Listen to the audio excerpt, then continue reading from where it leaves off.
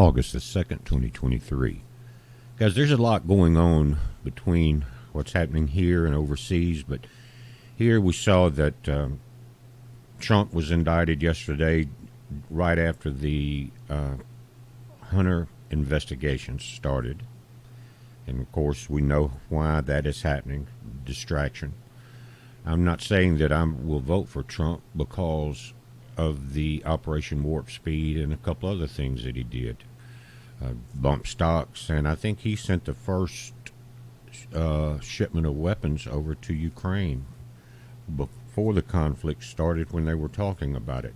So there's too many loops in there where, regardless of what happens, there's not really a win-win situation as far as politics go. We may have simply two different deep states vying for power against each other. Now, this is interesting because if you have a national emergency, you won't have an election. They can stop that. But also, you can lock down everything, declare martial law, and use this as an excuse for the other economic woes that are coming on the nation, etc. Let's read this.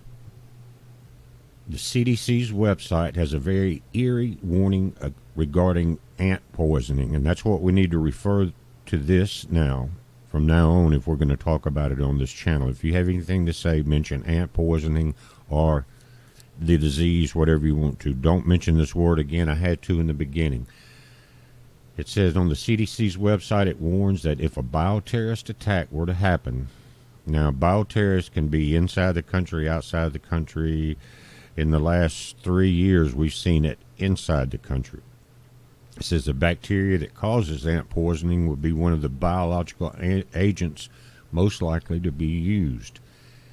The warning continues. Ant poisoning makes a good weapon because it can be released quietly and without anyone knowing. The microscopic spores could be put into powders, sprays, food, and water because they are so small you may not be able to see, smell, or taste them. If a bioterrorist attack were to happen, ant poisoning, the bacteria that causes the problem, would be one of the biological agents most likely to be used. They can sicken or kill people, livestock, or crops. Ant poisoning is one of the most likely agents to be used because they are easily found in nature, can be produced in a lab, and can last for a long time in the environment. And it has been used as a weapon before. Ant poisoning has been used as a weapon around the world for nearly a century. 2001, in the powder form, the spores were deliberately put into letters that were mailed through the U.S. postal system. 22 people, including 12 mail handlers, got it, and 5 of the 22 people died. It says the FDA has approved the vaccine for use for any confirmed or suspected exposure to ant poisoning, but must be administered with antibacterial drugs. The U.S. FDA approved the Emergent Biosolutions ant poisoning vaccine. This came out July the 24th. Very convenient. Cases among livestock in the U.S. have seen a spike in recent months. Why now? The Minnesota Board of Animal Health recently reported the first case of cattle being infected in over a decade. Now, again, very convenient timing, and it was a very fast vaccine developed. I don't think it's been tested very much, but in Minnesota, they've shut down an entire operation and quarantined the cows, shut everything down. I don't know how it will affect the farmers there, but of course, when you shut down that much of an operation, there's not much left. The disease was detected in a horse and cattle in Kitson County, and the property has since been quarantined, the BAH said in a press release Friday. The last reported case was detected in a cow from Pennington County in June 2013.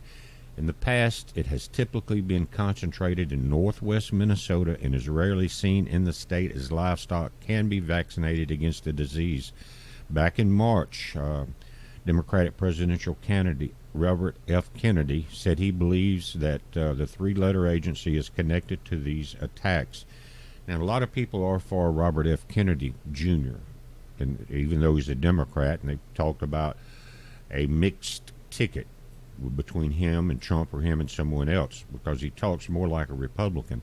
Now, one of the main reasons that politicians run for office is because they don't have to really do any work. And they're sitting there like grifters with their hands out to any lobbyist that comes around, and they will lie through their teeth.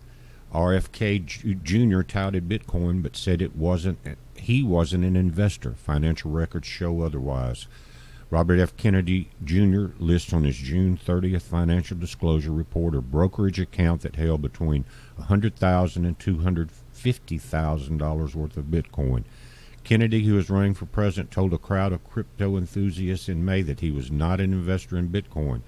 The filing does not say when the Kennedy family purchased Bitcoin and how much they may have spent on their original Bitcoin investment.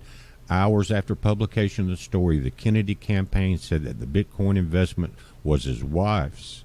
Later, the campaign said it was indeed Kennedy's investment. So you see, guys, they're all in it for the grifting, for the money. They lie through their teeth. And one of the things that I really can't understand is, after all these years, half of the so-called patriots are still wrapped up in who killed John F. Kennedy. You know how many real patriots have died since that point that nobody keeps trying to resurrect the reasons why and try to justify it or find out who did it? We know who did it. We know who did it. He became president after that. They're saying he stood at the world's biggest Bitcoin conference in Miami in May and told the crowd, "I am not an investor and I am not here to give investment advice." Then he announced through the other side of his mouth that he would be accepting campaign donations in Bitcoin. What Kennedy didn't tell the crowd was that his family had invested in Bitcoin recently, according to a financial disclosure filed June the 30th. On the 12th page of the report, Kennedy lists a brokerage account that held between $100,000 and $250,000 worth of Bitcoin. Hours after publication, this story, Kennedy's campaign manager, former Democratic Representative Dennis Kucinich, told CNBC that the Bitcoin purchase was made after the speech in Miami and before the June 30th filing deadline. Again, none of them can be trusted. They're up there to grift, to become lobbyists, to bribe, and to sit on their butt and not have a real job.